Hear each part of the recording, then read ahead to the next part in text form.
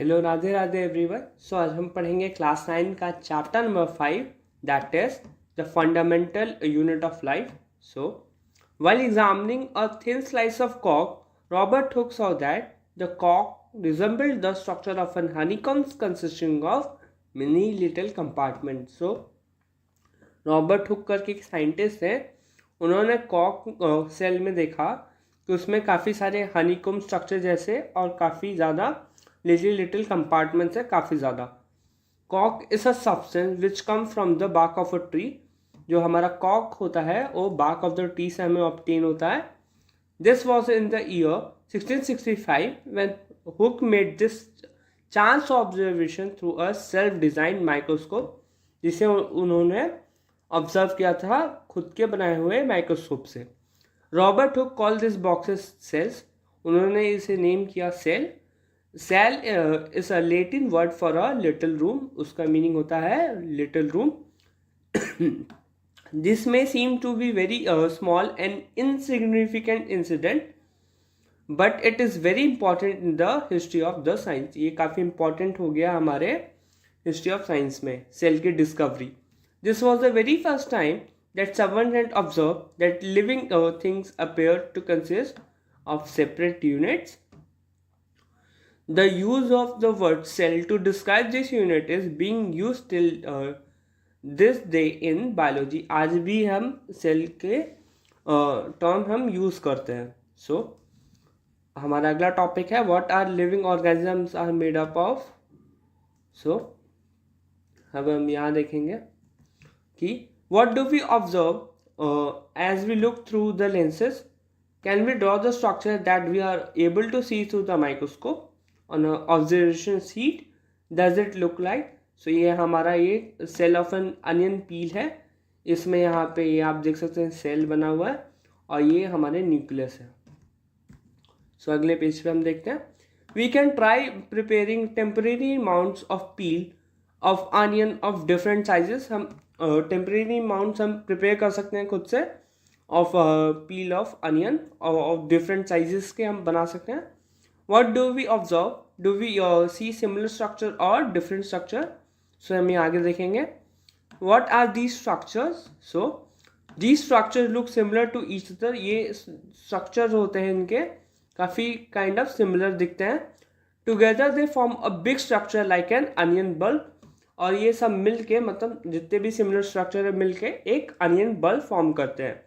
We find from this activity that onion bulb of different sizes have similar small structures. इनके काफ़ी similar and small structure होते हैं visible under are microscope. ये हमें सिर्फ microscope के अंदर देखेंगे, ऐसे नेकेड आई से हम नहीं देख पाएंगे। The cell of the onion peel will all look the same regardless of the size of the onion they came from. जो हमारे सेल होते हैं अनियन पील के ऑल लुक द सेम, मतलब के सब सेम दिखेंगे, सिमिलर दिखेंगे regardless of the size of the onion. Onion बड़ा है छोटा है ऐसा उस पर कोई डिपेंड नहीं होता है, बट सारे के सारे हमारे सेम दिखेंगे उनके structures. These small structures that we see are the basic building units of the onion bulb. इसे हम बेसिक बिल्डिंग यूनिट्स कहते हैं। These structures are called cells, और इन स्ट्रक्चर को हम सेल्स के नेम से बुलाते हैं। Not only onions but all organism that we observe around are made up of cell. जितने भी हम ऑर्गेनिज्म देखते हैं सबके सब सेल से बने हुए हैं। However they are also single cell that live on their own. और काफ़ी सारे हमारे सिंगल सेल के भी ऑर्गेनिज्म रहते हैं, यहाँ पे यही बताया है इन्होंने। So the invention of magnifying lens led to the discovery of microscopic world. जो हमारा मैग्नीफाइंग लेंस था उससे हमारा डिस्कवरी हुआ माइक्रोस्कोपिक वर्ल्ड का। It is now known that a single cell may constitute a whole organism as in like amoeba, इसका example है यहाँ पे, chlamydomonas, paramecium and bacteria. These organisms are called unicellular organisms, और uni मतलब single. These are single cell organisms. On the other hand, many cells group together in a single body and assume different function in to perform various body parts in a multicellular organism like multi is equal to many, मतलब काफ़ी ज़्यादा इनमें multicellular organisms होते हैं जिससे कि वो different different parts अपने फंक्शन कर सके, such as fungi, plants and animals. Can we find out names of some more unicellular organisms? So every multicellular organism has come from a single cell. How? So cell divide to produce of their own kind. So जो हमारे cells होते हैं वो divide होके produce करते हैं cell of their खुद के तरह ही. All cells thus come from pre-existing cells. जो भी cells होते हैं हमारे वो pre-existing cells से ही मतलब फॉर्म होते हैं. से हम देख सकते हैं various cells from the human body. ये हमारा नर्व सेल है, ये बोन सेल है, that is sperm, that is fat cell, that is blood cells, ये स्मूथ मसल सेल है and that is ovum. So हम आगे देखते हैं. The shape and the size of the cell are related to the specific function they perform. So जो हमारा shape and size होगा cell का वो स्पेसिफिक फंक्शन क्या परफॉर्म कर रहा है हमारा ऑर्गेनिज्म उस पर डिपेंड होगा. Some cells like amoeba have changing shapes. जो हमारा अमीबा होता है उसका शेप चेंज होते रहता है. In some cases the cell shape could be more or less fixed and peculiar for a particular type of cell. For example like nerve cell have a typical shape. So इनका shape हमारा fixed रहता है. Each living cell has the capacity to perform certain basic functions that are characteristics of all the living form. So कुछ ना कुछ वो perform करेगा हमारा सेल, ऐसा function होता है हमारे सेल का. How does a living cell perform these basic functions? So we know that there is a division of labor in a multicellular organism such as human being. So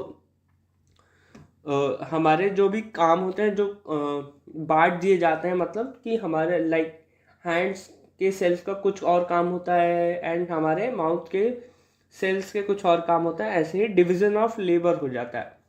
this means that different parts of the human body perform different function. So यही बता रहा था मैं कि जो हमारे different parts होते हैं हमारी ह्यूमन बॉडी के और डिफरेंट डिफरेंट फंक्शन परफॉर्म करते हैं. The human body has a heart to pump blood, stomach to digest food. यहाँ पे बता रहे हैं कि जो हमारा हार्ट होता है पंप ब्लड पंप करता है और जो हमारा स्टमक होता है डाइजेस्ट हमारा फूड करता है and so on. Similarly division of labour is also seen with a single cell. So हम सिंगल सेल में भी हम देख सकते हैं ये जो डिवीजन ऑफ लेबर वाली चीज़. In fact each such cell has got certain specific component within it cells as organelles. So हमारे सेल के अंदर भी specific components होते हैं. Each kind of cell organelle perform a special function. जो हमारे सेल organelles होते हैं वो भी एक special function perform करते हैं, such as making new material in the cell. और वो जो हमारी सेल ऑर्गेनेलीज होती हैं वो न्यू मटेरियल फॉर्म करती है हमारे सेल्स में, clearing up the waste material from the cell and so on. और वो हमारे सेल से जितने भी वेस्ट मटेरियल है उनको भी हटाती हैं. A cell is able to live and perform all its function because of this cell organelles. इन ऑर्गेनेलीज के वजह से जो हमारी सेल होती है वो जी पाती है एंड परफॉर्म कर पाती है अपने सारे functions. These organelles together constitute the basic unit called the cell. और ये सब मिल के एक सेल बनाते हैं. It is interesting that all cells are found to have the same organelles. और जितने भी हमारे सेल्स होते हैं उनके पास सेम ऑर्गेनेलीज होती हैं, no matter what their function is or what organism they are found in. ऐसा नहीं होता कि अगर यूनिसेलुलर तो उनका अलग, मल्टी सेलुलर अलग, बट उनके जो सेल के जो ऑर्गेनेलीज होती हैं वो सेम होते हैं. सो हमारा अगला टॉपिक है what is a cell made up of, what is the structural organisation of cell. So we saw the cell has special components called organelles. So हमने ऊपर देखा था सेल के पास एक स्पेशल कंपोनेंट होता है, उसे हम ऑर्गेनेलीज कहते हैं. How is cell organized? If we study a cell under a microscope, we will come across three features almost that every cell has plasma membrane, nucleus and cytoplasm. So हमारे जितने भी cell होता है उनके पास three components हमेशा होते हैं, like plasma membrane, nucleus and cytoplasm. Then all activity inside the cell and interaction of cell with its environment are possible due to these features. जितने भी इंट्रैक्शन हो पाते हैं सेल के विथ एनवायरनमेंट, ये पॉसिबल हो पाते हैं इन्हीं like plasma membrane, nucleus and cytoplasm की हेल्प से. सो हम आगे देखते हैं. हमारा अगला टॉपिक है प्लाज्मा मेम्ब्रेन और cell membrane. So this is the outermost covering of the cell that separates the content of the cell from its external environment. So ये outermost covering होता है सेल का, जो सेपरेट करता है हमारे content of cell से from the external environment से बचा के रखता है. The plasma membrane allow or permits the entry and exit of some of the material in and out of the cell. So ये allow करता है और permit करता है कुछ ही चीज़ों को materials को in and out of the cell. It also prevents movement of some of the other materials. और ये prevent करता है कुछ movement को, मतलब like minerals को from in and out of the cell. The cell membrane therefore is called a selectively permeable membrane, क्योंकि ये कुछ ही चीज़ों को allow और permit करता है अंदर बाहर जाने के लिए. How does the movement of the substance take place into the cell? How do substance move out of the cell? So हम ये जानेंगे अब. So, some substance like carbon dioxide, oxygen can move across the cell membrane by the process of diffusion. So, जो हमारे substance होते हैं like carbon dioxide, oxygen, वो move across कर सकते हैं through our cell membrane through the process of diffusion. We have studied earlier the process of diffusion in earlier chapters. We saw that there is a spontaneous movement of a substance from a region of high concentration to the region where is low concentration. So continuous movement होता रहता है substance का हमारे from the region of high concentration to the region of low concentration. Something similar to this happens in a cell when, for example, substance like CO2, which is a cellular waste and requires to be excreted out by the cell. So जो हमारे कुछ examples हैं like CO2, जो हमारे kind of cellular waste होते हैं, उसे हमारे जो सेल्स होते हैं एक्सक्रीट आउट कर देते हैं. Accumulates in high concentration inside the cell, इनकी कॉन्सेंट्रेशन हाई होती है inside the cell. In the cell external environment the concentration of CO2 is less as compare to the inside the cell. जो इन CO2 की concentration externally low होती है as compared to inside the cell. As soon as there is a difference of concentration of CO2 inside and outside of the cell, CO2 move out of the cell from a region of high concentration to the region of low concentration outside the cell by the process of diffusion. So उससे अगर जब हमारा difference हो जाएगा concentration of CO2 में और inside and outside of the cell, सो जो हमारा CO2 होगा वो मूव आउट हो जाएगा हमारे सेल से from a region of high concentration to a region of low concentration outside the cell by the process of diffusion के प्रोसेस से. सिमिलरली हमारा O2 भी एंटर करता है हमारा cell, enter the cell by the process of diffusion when the level or concentration of O2 inside the cell decreases. ये हमारा जो O2 भी सिमिलरली हमारे इसी तरह एंटर करता है हमारे सेल में bye the process of diffusion.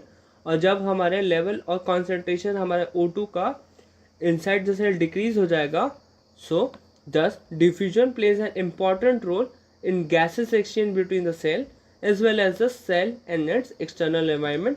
उस समय जो हमारा डिफ्यूजन होगा एक काफ़ी इम्पॉर्टेंट रोल प्ले करेगा in the gases exchange between the cells के बीच में, as well as the cell and the external environment के बीच में भी एक काफ़ी इंपॉर्टेंट रोल प्ले करेगा. Water also obeys the law of diffusion. जो हमारा वाटर होता है वो फॉलो करता है law of diffusion. The movement of water molecules through such a selectively permeable membrane is called osmosis, and इस प्रोसेस को हम ऑस्मोसिस कहते हैं। सो हम आगे देखते हैं। The movement of water across plasma membrane is also affected by the amount of substance dissolved in water। जो हमारा मूवमेंट ऑफ वाटर होगा प्लाज्मा मेम्ब्रेन के थ्रू वो काफ़ी इफेक्ट होगा क्या क्या हमारा सब्सटेंस हमारे मिला हुआ है हमारे वाटर के अंदर।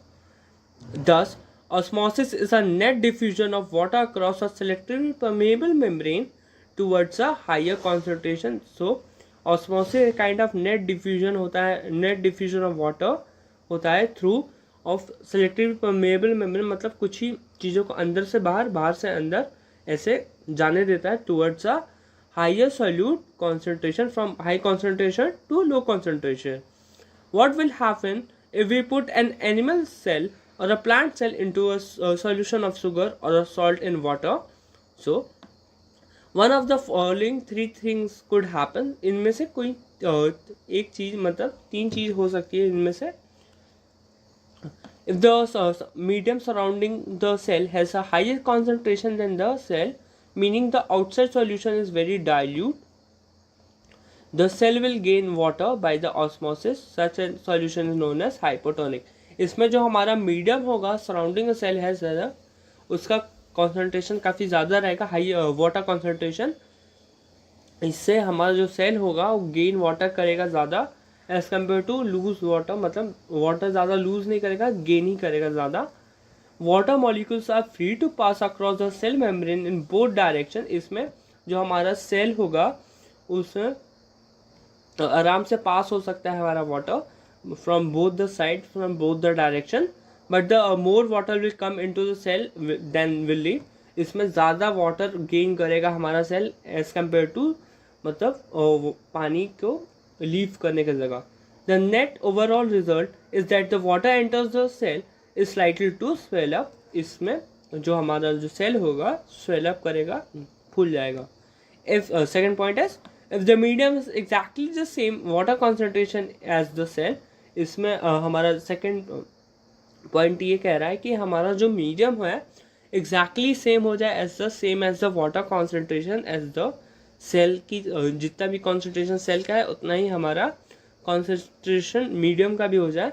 सो there will no movement of water across the cell membrane. Such a solution known as isotonic solution. और ऐसे सॉल्यूशन को हम आइसोटोनिक सॉल्यूशन कहते हैं। Water crosses the cell membrane in both direction. इसमें भी हमारे जो वाटर होगा वो क्रॉस करेगा in both direction, but the amount going is in the same as the amount going out. So इसमें हमारा जो सेल जितना वाटर लेगा उतना ही वाटर लीव कर देगा। So there will be no overall movement of the water. So the cell will stay the same size. इसमें जो हमारा सेल होगा उसका साइज सेम ही रहेगा। Then a third point is if the medium has a lower concentration of water then the cell. अगर हमारे medium का ही कॉन्सेंट्रेशन ऑफ वाटर हमारा कम होगा than the cell, meaning it is very concentrated solution, the cell will lose water by the process of osmosis. So इसमें हमारा जो cell होगा वाटर लूज करेगा and such a solution known as hypertonic solution. So ऐसे solution को हम hypertonic solution कहते हैं।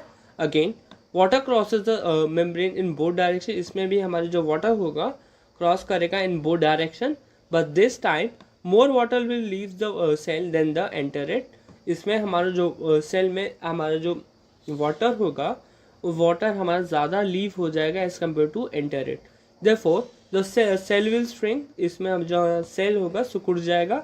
दस osmosis is a special case of diffusion through a selectively permeable membrane। So osmosis kind of special case है हमारा diffusion का through a selectively permeable membrane। Then unicellular fresh water organisms and most plant cells tend to gain water through osmosis। जितने भी हमारे unicellular fresh water organisms होते हैं हमारे mostly plants and वो टेंट करते हैं, वाटर गेन करते हैं through the process of osmosis. Absorption of water by plant roots is also an example of osmosis. ये भी एक काइंड ऑफ एग्जाम्पल है हमारा ऑस्मोसिस का. Thus, diffusion is important in exchange of gases and water in the life of cell.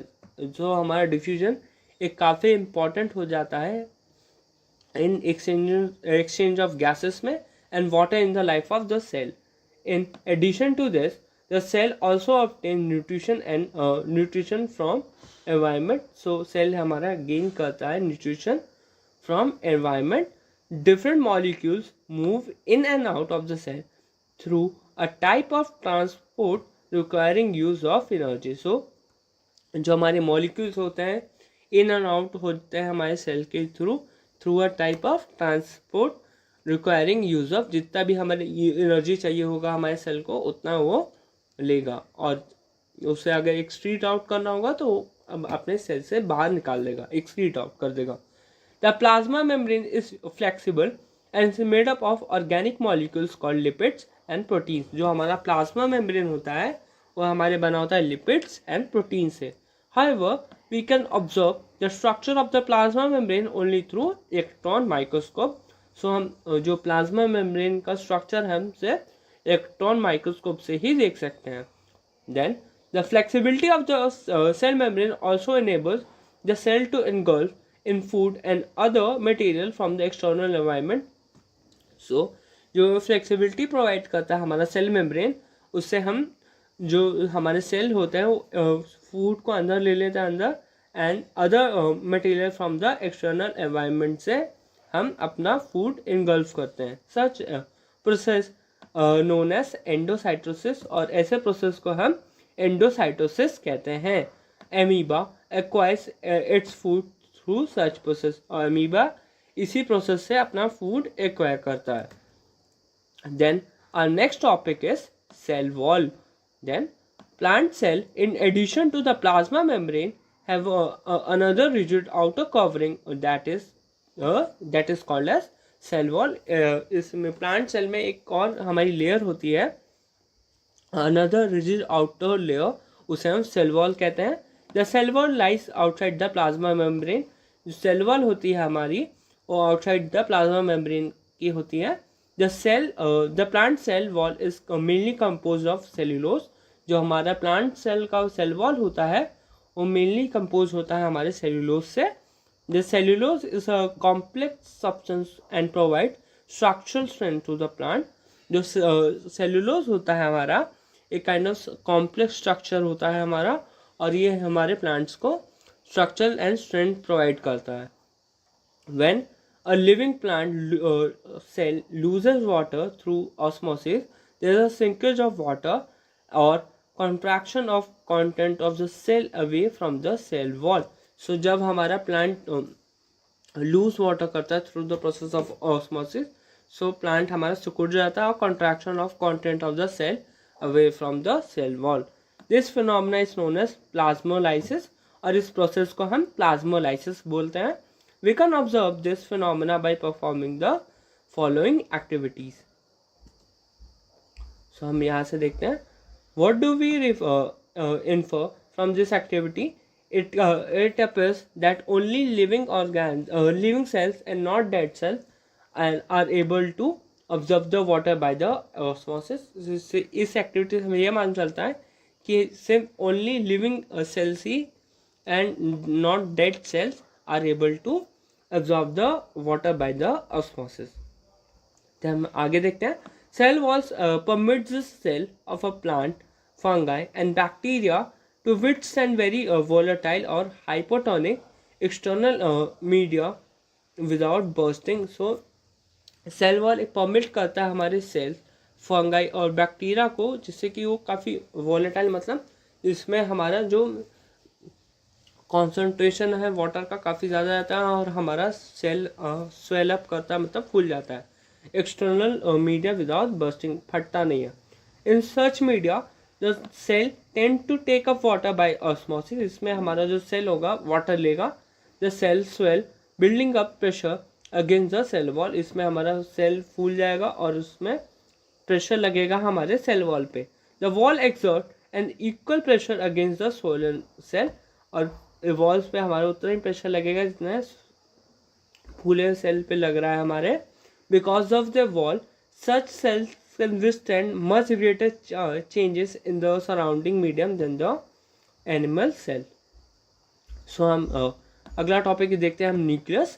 Remember the temporary amount of the onion peel we prepared. So हमने जो देखा था अनियन पील का diagram, उसमें हमने देखा था न्यूक्लियस और सेल बना हुआ था. We can put the iodine solution on the peel. Why? What would we see if we try to observe the peel without putting the iodine solution? Try it and see what the difference is further. When we put the iodine solution on the peel, did each cell get evenly colored according to their chemical composition? Different regions of the cell get color differently.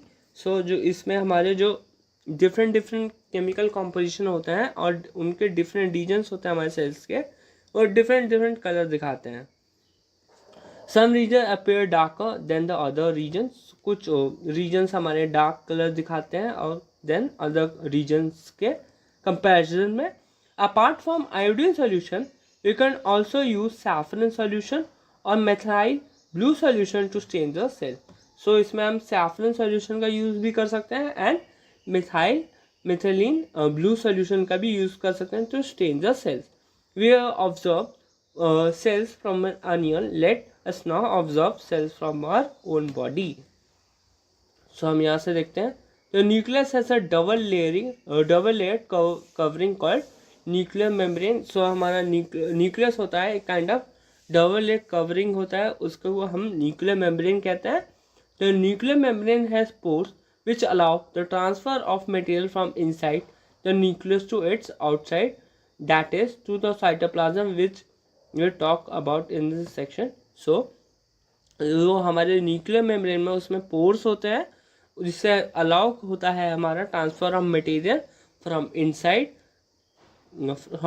The nucleus to its outside to the cytoplasm. Then the nucleus contain chromosomes. जो हमारा nucleus होता है chromosomes contain करता है which are visible as rod shape structure. जो एक kind of rod shape structure में हमारे पाए जाते हैं. Only when the cell is about to divide chromosome contain information for inheritance of character from parent to the next generation in the form of DNA, that is deoxyribonucleic acid molecules. So जो हमारे chromosomes पे उसमें हमारी information रहती है of inheritance of characters जो हमें pass on होती है हमारी parents to next generation. Then chromosomes are composed of DNA and proteins.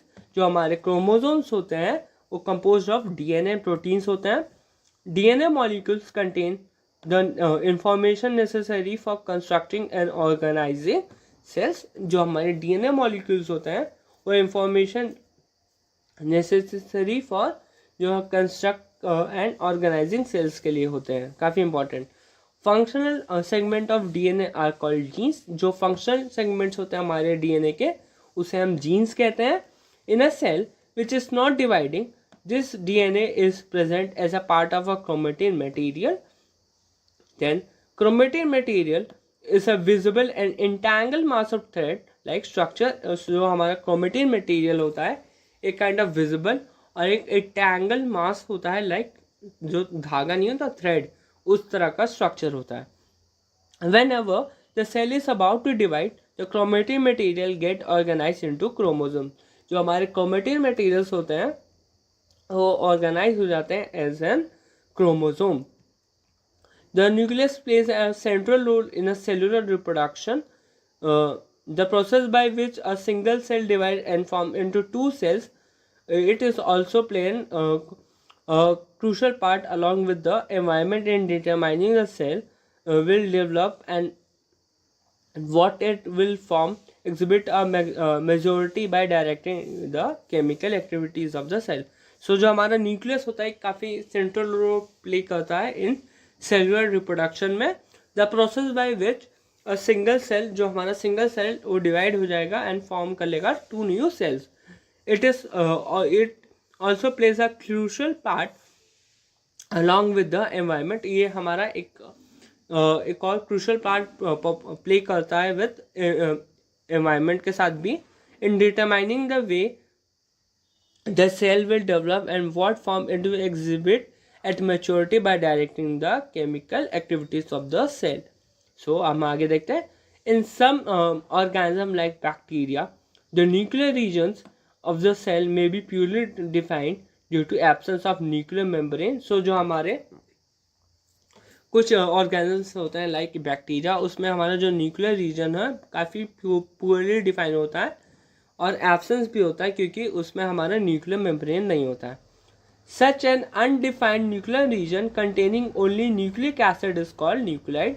उस ऐसे हम अनडिफाइंड न्यूक्लियर रीजन कंटेन करते हैं जो हमारे ऑर्गेनिज्म उनमें कंटेनिंग ओनली, उनमें हमारे न्यूक्लिक एसिड ही होता है और उन्हें हम न्यूक्लाइड बोलते हैं.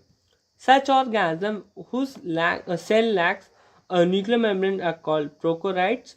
उन्हें हम जो भी ऑर्गेनिज्म में हमारे न्यूक्लियर मेम्ब्रेन नहीं होते हैं उन्हें हम प्रोकैरियोट्स बोलते हैं. Organism with cells having a nuclear membrane are called eukaryotes. जिन भी ऑर्गेनिजम्स के अंदर हमारे न्यूक्लियर मेम्ब्रेन होता है उन्हें हम यूकैरियोट्स बोलते हैं. Prokaryote cells are also lack most of the other cytoplasmic organelles. और जो हमारे जो प्रोकैरियोटिक सेल्स होते हैं उसमें वो काफ़ी लैक करते हैं हमारे लाइक साइटोप्लाज्मिक ऑर्गेनेलीज में भी उसमें नहीं होते हैं हमारे. जब हम यहाँ से देखते हैं present in the eukaryotic cells में हमारे होते हैं साइटोप्लाज्मिक ऑर्गेनेलीज.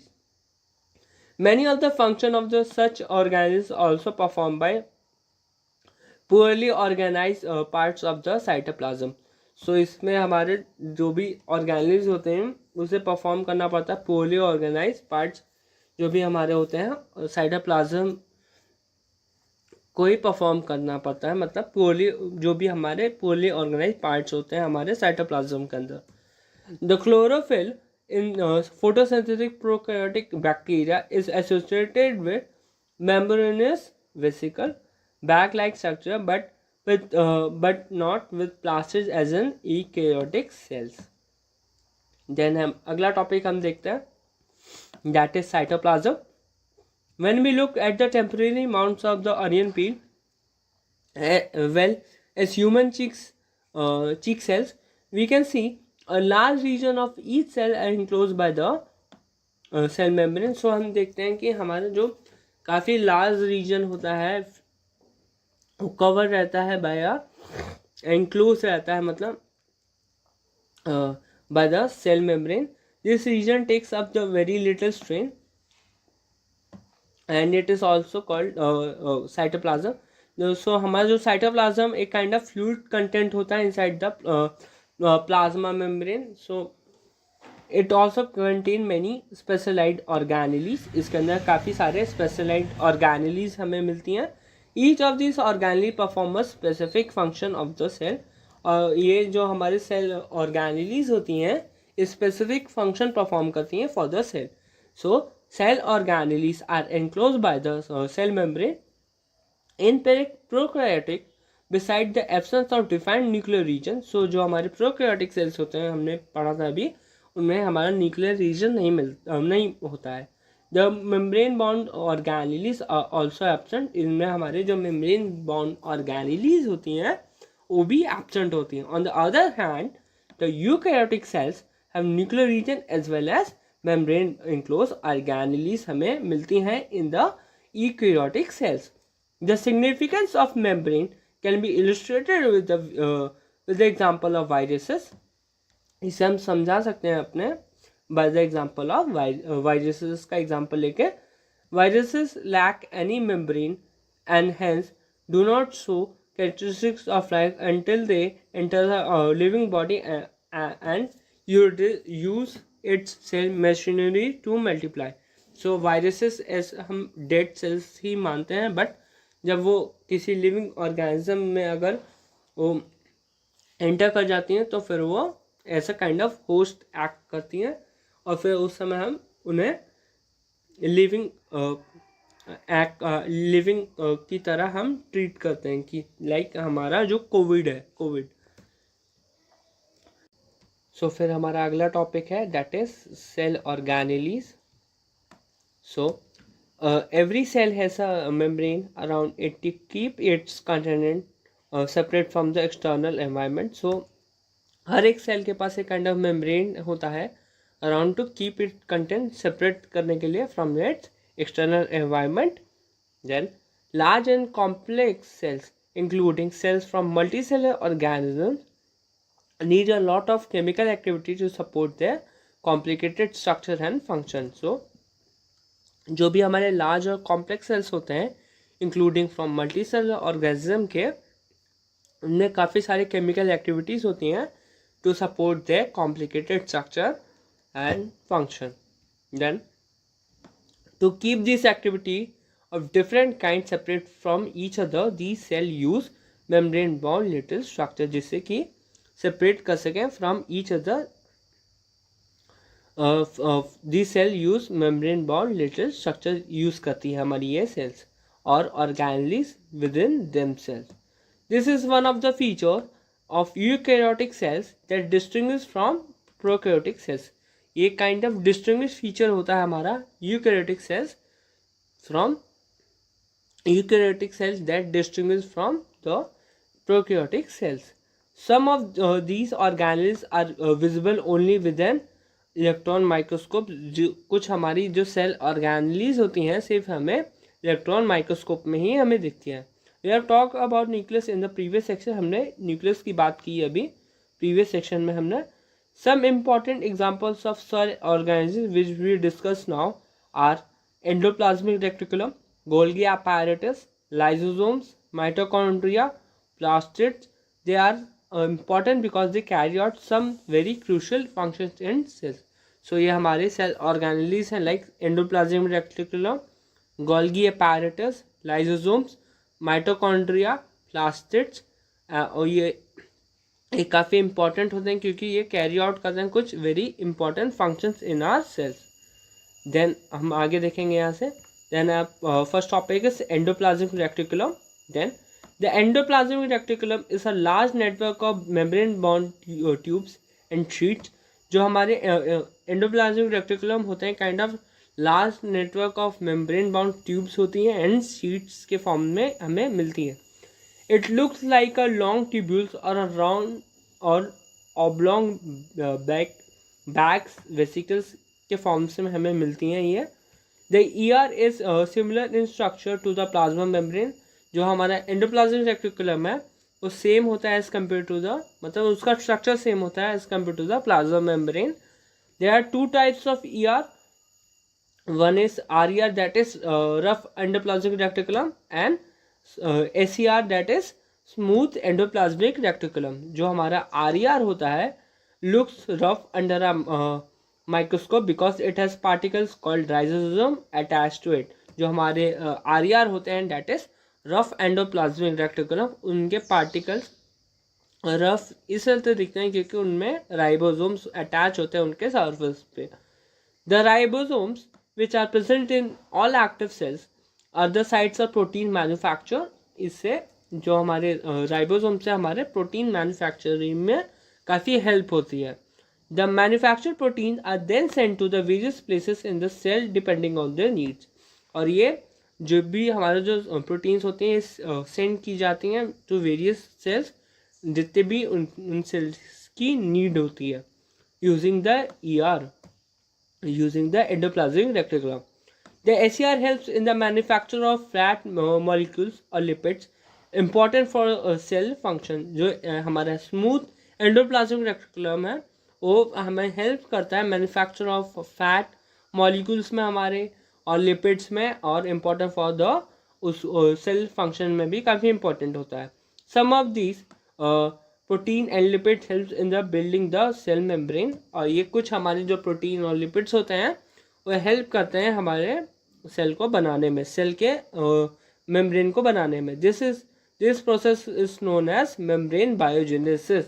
और इस प्रोसेस को हम मेम्ब्रेन बायोजेनेसिस भी बोलते हैं। Some other proteins and lipids function as enzymes and hormones. So दूसरे प्रोटीन्स हमारे proteins and lipids function as वो फंक्शन करते हैं हमारे एंजाइम्स एंड हार्मोन्स की तरह.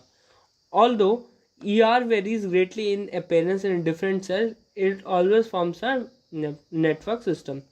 ये जो हमारे एंडोप्लाज्मिक रेटिकुलम है वो वेरी करती हैं इन appearance in different cells में अलग अलग होती हैं, but it always forms a network system, हमेशा बना के रहती हैं. ये हमारा एनिमल सेल का डायग्राम है.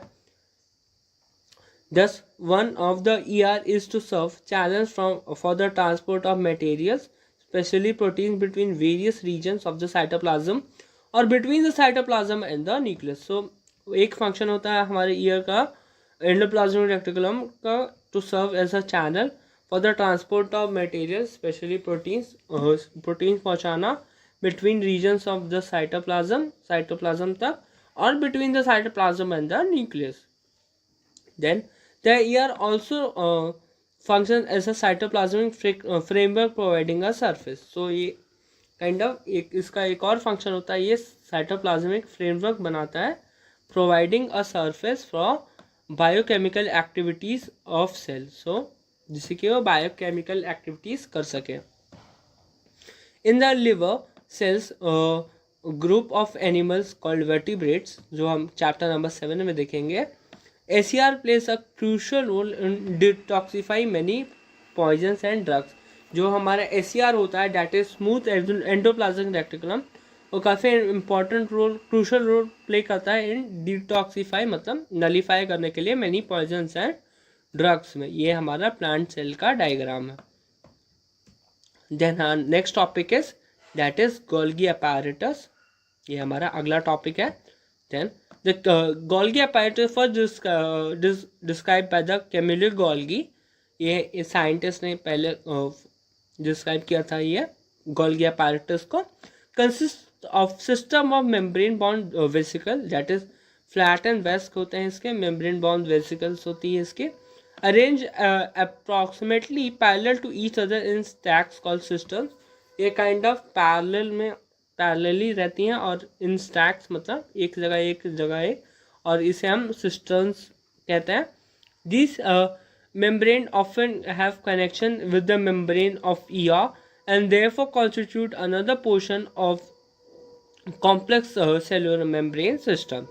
सो the material synthesised near the ER is packaged and dispatched to various targets inside and outside the cell through the Golgi apparatus. So ये इसका मेन फंक्शन होता है टू मटेरियल को ट्रांसपोर्ट और package और dispatch करना from inside and outside the cell through the Golgi apparatus.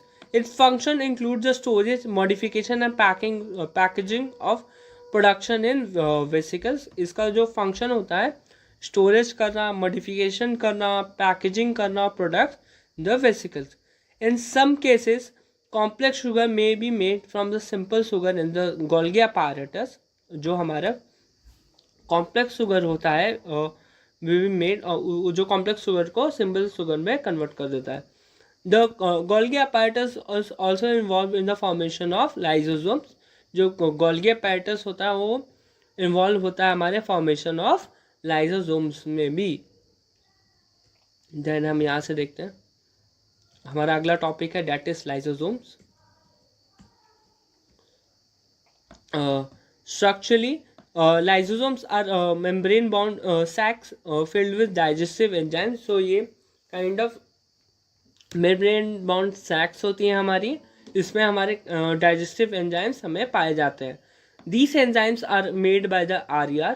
ये जो हमारी एंजाइम्स होती हैं ये बनी होती है हमारी रफ एंडोप्लाज्मिक रेटिकुलम से. Lysosomes are kind of weird disposal system of a cell. जो हमारे lysosomes होते हैं kind of weird disposal systems होती है हमारी cells की. These are help to keep the cell clean by digesting any foreign material as well as worn out cells organelles. So ये kind of digestive clean करने के लिए मतलब हमारी cells को रहती हैं और ये digest कर जाती हैं हमारी foreign material as well as जो हमारी जो भी हमारे वॉर्न आउट सेल्स होती हैं ऑर्गेनेल्स होती हैं उनको भी साफ कर देती हैं, मतलब डाइजेस्ट करके. Foreign materials entering the cell such as bacteria or food as well as old organisms end up in the lysosomes, वो end up हो जाती हैं हमारी lysosomes में, which breaks complex substance into simpler substance, जो हमारी complex substance को हम simpler substance में convert कर देती हैं break करके, क्योंकि इनके पास digestive enzyme काफ़ी अच्छा होता है. Lysosomes are able to do this because they contain powerful digestive enzymes capable of breaking down all organic materials. So इनके पास एक काफ़ी अच्छा powerful digestive enzyme होता है, चलते ये capable होती हैं breaking down all the organic materials. During the disturbance in cellular metabolism, for example, when the cell gets damaged, lysosome may burst and enzyme digest their own cell. Therefore, lysosomes are also known as suicidal bags, क्योंकि lysosome फट जाते हैं and the enzyme digest their वो जो enzymes होती हैं खुद को डाइजेस्ट कर लेते हैं खुद के ही सेल को. Therefore, lysosome को हम suicidal bags of the cells बोलते हैं. Then our next topic is mitochondria. Mitochondria are known as the powerhouse of the cell. Mitochondria को हम powerhouse of the cell कहते हैं. Mitochondria have two membrane coverings. So mitochondria के दो coverings होती हैं, membrane coverings होती है. The outer covering is porous while the inner is deeply folded. So हमारा outer covering porous होता है हमारा mitochondria का, and inner is deeply folded होते हैं हमारे. These folded increase the surface area for the ATP generation for the chemical reaction. सो ये fold हमारी इंक्रीज करती है हमारी सरफेस एरिया, जिससे जनरेट होता है हमारी chemical reaction. The energy required for various chemical activities needed for life is release by the mitochondria in the form of ATP, that is adenosine triphosphate molecules. जो भी हमारी बॉडी को जो भी केमिकल एक्टिविटीज़ करने के लिए जो भी एनर्जी चाहिए होती है वो रिलीज होती है फ्रॉम द माइटोकॉन्ड्रिया से in the form of ATP, that is adenosine triphosphate molecules के फॉर्म में. ATP is the energy currency of the cell. ATP हमारा एक kind of energy currency of the cell होता है. The body uses energy stored in the form stored in ATP for making new compounds and for mechanical work, जिससे कि हम हमारी body chemical compounds और mechanical work कर सके. Mitochondria are strange organelles in sense they have their own DNA and ribosomes. Mitochondria खुद का ही DNA and ribosomes होते हैं. Therefore, mitochondria are able to make their own proteins. So, mitochondria अपना खुद का ही प्रोटीन बना सकता है. So, हमारा अगला टॉपिक है that is plastids. Plastids are present only in plant cell. ये सिर्फ plant cell में पाए जाते हैं. There are two types of plastid, that is chromoplast, that are color plastids, and leucoplasts, that are white or colorless plastids. So chromoplasts containing the pigment chlorophyll are known as chloroplasts. So इसमें हमारा chlorophyll पाया जाता है, इसी चलते हैं हम chloroplast कहते हैं इसे. Chloroplasts are important for photosynthesis in plants. ये काफ़ी important होता है हमारी photosynthesis in plants. Chloroplast also contains various yellow or orange pigments in addition to chlorophyll. इसमें हमारे yellow और orange pigments हमें देखने को मिलते हैं addition to chlorophyll. Leucoplasts are primarily organelles in which materials such as starch, oil, protein granules are stored. So leucoplasts हमारी organelles होती है, इसमें हमारे starch, oil and protein granules stored होते हैं. Then the internal organization of the chloroplast consists of numerous membrane layers embedded in the material called stroma. So जो हमारा internal organisation होता है हमारा क्लोरोप्लास्ट का, उसमें काफ़ी न्यूमरस मेम्ब्रेन्स लेयर्स हमें पाई जाती हैं, एम्बेडेड होती हैं उसमें, और उस मटेरियल को हम स्टोमा कहते हैं. These are similar to mitochondria in external structure like mitochondria. ये भी काफ़ी हद तक माइटोकॉन्ड्रिया के स्ट्रक्चर की तरह सेम होती हैं like the mitochondria. Plastid also have their own DNA and ribosomes. Plastid के भी खुद के DNA राइबोसोम्स होते हैं, सो ये भी अपने खुद के प्रोटीन्स बना सकते हैं. Then our next topic is vacuoles. So vacuoles are storage sacs for solid or liquid content. So vacuoles एक kind of storage sacs होता है फॉर सॉलिड और लिक्विड कंटेंट के लिए. vacuoles are small in animal cell while plant cells have very large vacuole. सो जो vacuoles होते हैं हमारे प्लांट सेल में काफ़ी स्मॉल होता है as compare to plant cell में. The central vacuole of the plant cell में occupy 50 to 90% of the volume. So जो प्लांट सेल में हमारा vacuoles होता है वो ऑक्यूपाई कर सकता है 50 to 90% of the volume. So हम देखते हैं अगला आगे से यहाँ से. In plant cell vacuole are full of cell saps and provide turgidity and rigidity to the cell. So इसमें हमारे जो प्लांट सेल में हमें ये प्रोवाइड करते हैं turgidity and rigidity to the cell. Many substance of the importance of the life of the cell are stored in vacuoles. So many substance of importance in the life of the cell वो stored की जाती है हमारी vacuoles में. यहाँ ये बता रहे हैं यहाँ पे. This includes amino acid sugars, various organic acid and some proteins इसमें store होती है. In single cell organism like amoeba, the food vacuole containing the food item that amoeba has consumed. सो जो भी अमीबा ने कंज्यूम किया अपना food engulf करके. In some unicellular organism specialised vacuoles also play important roles in expelling excess water and some waste from the cell. So in कुछ unicellular organism में कुछ specialised vacuoles होते हैं वो काफ़ी इंपॉर्टेंट रोल प्ले करते हैं इन स्पेलिंग वाटर. मतलब अगर ज़्यादा खा लिया तो बाहर निकालना water and some waste from the cell. So फिर यहाँ से देखते हैं. Each cell thus acquires its structure and ability to function because of the organisation of its membrane and organisation in specific ways. So each cell का हमारा एक kind ऑफ structure and ability होता है कुछ परफॉर्म करने के लिए because organisation of its membrane and organelles in specific way में ही परफॉर्म करती हैं. दस the cell has a basic structural and structural organization होता है हमारा cell. This helps the cell to perform function like respiration, obtaining nutrition and clearing of waste material और forming new proteins में हमें help करता है. Thus, the cell is the fundamental structural unit of organism. It is also the basic functional unit of life. So cell हमारा fundamental structural unit of living organism होता है. It is also the basic functional unit of life हमें हमारा होता है. Then next topic is cell division. New cells are formed in organisms in order to grow. So हमारे new cells form होते हैं in order to grow to replace old dead and injured cell से हमारी replace हो जाती हैं और अगर मर गई हैं तो फिर से हमारी न्यू सेल्स फॉर्म होती हैं. And to form gamete required for reproduction. और गैमीट्स फॉर्म होते हैं for reproduction. The process by which new cells are made are known as cell division. इस प्रोसेस को हम सेल डिवीजन कहते हैं. There are two main types of cell division are mitosis and meiosis. दो types होती हैं हमारी cell division की.